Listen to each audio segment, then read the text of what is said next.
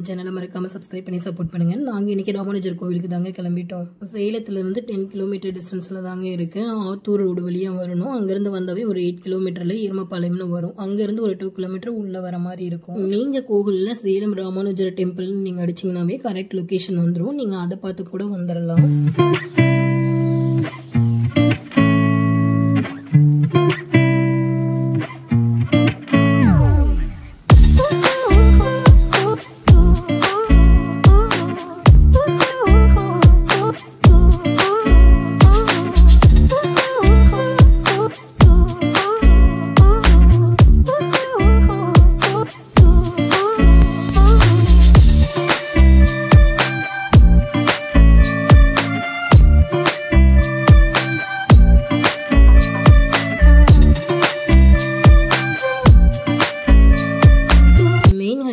இருந்து ஒரு 2 கிலோமீட்டர் உள்ளதாங்க இருக்கு. இங்க பார்க்கிங்க்கு மட்டும் 10 ரூபாய் வாங்கிக்கிறாங்க. உள்ள போறதுக்குலாம் எந்த அமௌண்ட்டுமே இல்லை. கோவில் டைமிங் பார்த்தீங்கன்னா காலையில் 9 to 12, ஈவினிங் 4 to 7 வரைக்கும் தான் ஓப்பனில் இருக்கும். நான் டைமிங்லாம் கவனிக்காமங்க நாங்கள் பாட்டுக்கு ஒரு 2:30 மணிக்காட்டம் வந்துட்டோங்க. வந்ததுக்கு அப்புறம் தான் ஈவினிங் 4 o'clock தான் ஓப்பனே பண்ணுவாங்களாம். நாங்கள் நினச்சோம் ஓப்பன்லாம் இருக்காது, பட் உள்ளே போய் சும்மா சுற்றி பார்க்கலாம் அப்படின்னா இல்லை, அவங்க கேட்டையே க்ளோஸ் பண்ணி தான் வச்சுருப்பாங்க. நம்ம 4 மணிக்கு தான் உள்ளேயே போகிற மாதிரி இருக்கும். முன்னாடியே அது போட்டிருக்காங்க, உள்ள வீடியோ எடுக்க கேமராவில் அலோட் இல்லைன்னு சொல்லிட்டு. நாங்கள் எதுக்கும் போய் கேட்டோம், கேமராவில் தான் எடுக்கக்கூடாதுமா, நீங்கள் செல்லில் எடுத்துக்கலாம் அப்படின்னு சொன்னாங்க. இந்த ராமானுஜர் கோவில் ராமானுஜருக்கு 1000வது பிறந்தநாள் அப்போ கட்டப்பட்ட கோவில். ராமானுஜர் சிலை வந்து 18 அடி உயரத்தில் கட்டியிருக்காங்க. முன்னாடியே பெருமாள் சாமியும் வச்சிருப்பாங்க.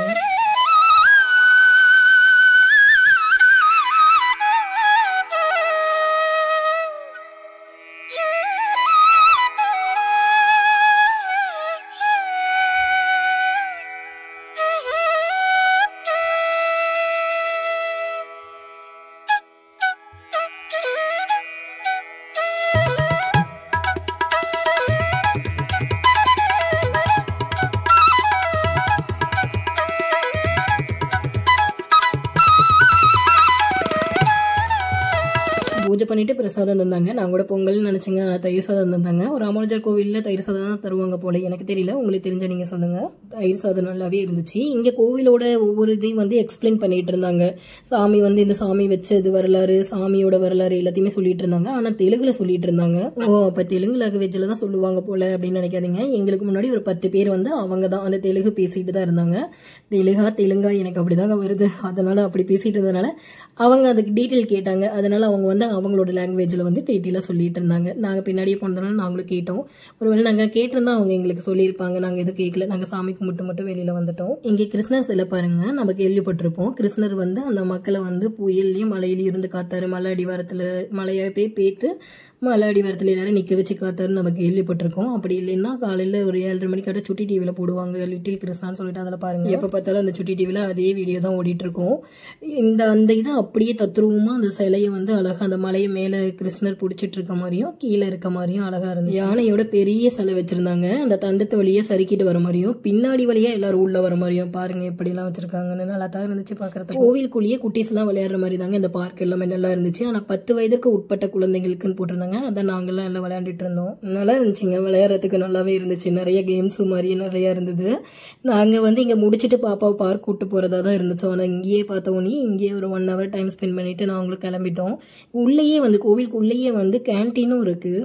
இங்கே கோயிலை பார்த்துட்டு பார்க் கூட்டு போகிறோன்னு சொன்னோம் இல்லைங்களா, எங்கே கூட்டு போனால் நம்மளதான் நம்ம ஊரில் ஒரு பிளேஸில் வந்து ஒரு தனியாக ஒரு இடத்துல இருக்கும் பார்க் விளையாடுற மாதிரி குட்டீஸ்க்கெல்லாம். ஆனால் இந்த இடம் வந்து மேம்பாலம் போகுது இல்லைங்களா, சேலம் பஸ் ஸ்டாண்ட் கிட்ட, அந்த மேம்பாலத்துக்கு அடிவாரத்துலேயே பாருங்க வாக்கிங் போயிட்டு இருக்காங்க. குட்டீஸ் எல்லாம் விளையாடுற மாதிரி ஊஞ்சல்ல இருந்து எல்லாமே இருக்கு. நான் வந்து உண்மையாலுமே இப்படி செட்டப் பண்ணியிருக்காங்களா பார்க்க உண்மையாலுமே நல்லா தாங்க இருந்துச்சு. நாம் இந்த மாதிரிலாம் வந்துட்டு கீழே இந்த ஏன்னா எடிட் பண்ணி போடுவாங்க, கீழே நீச்சல் குளம் இருக்கிற மாதிரி பார்க் இருக்கிற மாதிரி விளையாடுற கேம்ஸ் இருக்கிற மாதிரிலாம். ஆனால் உண்மையாலுமே சேலத்தில் வந்து மேம்பாலத்துக்கு கீழே இது எல்லாமே அமைச்சிருக்காங்க. பார்க்க நல்லாவே இருக்குங்க, உண்மையாலுமே புதுசாக தான் இருக்குது. நான் ஃபர்ஸ்ட் டைம் பார்க்குறதுனால எனக்கு புதுசாக தான் இருக்குது. வீடியோலாம் கொஞ்சம் ஷேக் ஆன மாதிரி தாங்க இருக்கும். ஏன்னா கேமரா உமன் எடுத்தாங்க, என் அண்ணி தான் வீடியோ எடுத்தாங்க. வீடியோவில் கேமராவை பார்த்துட்டு எடுக்க சொன்னால் அவர் ரோட்டை மட்டும் அந்த இதெல்லாம் வேடிக்கை பார்த்துட்டு வீடியோ பாட்டுக்கு எடுத்துகிட்டு வந்ததுனால வீடியோலாம் அங்கங்கே எங்கெங்கேயோ இருக்கிற மாதிரி இருந்துச்சு. இந்த கிரெடிட் எல்லாம் அவங்களுக்கு மட்டும்தான் போய் சேரும். நான் திரும்ப ஊருக்கு வந்தேன்னா கண்டிப்பாக இந்த பிளேஸ் ஒரு வீடியோ போடுவேங்க. ஓகேங்க, மறக்காமல் நம்ம சேனலை சப்ஸ்கிரைப் ஷேர் லைக் பண்ணிடுங்க. மறக்காமல் சப்ஸ்கிரைப் பண்ணிடுங்க. உங்களுக்கு ஏதாவது டிஃப்ரெண்ட்டான ஒரு ஊர் தெரிஞ்சிச்சுன்னா சொல்லுங்கள், நான் கண்டிப்பாக அங்கே போய் பார்க்குறேன். பாய்.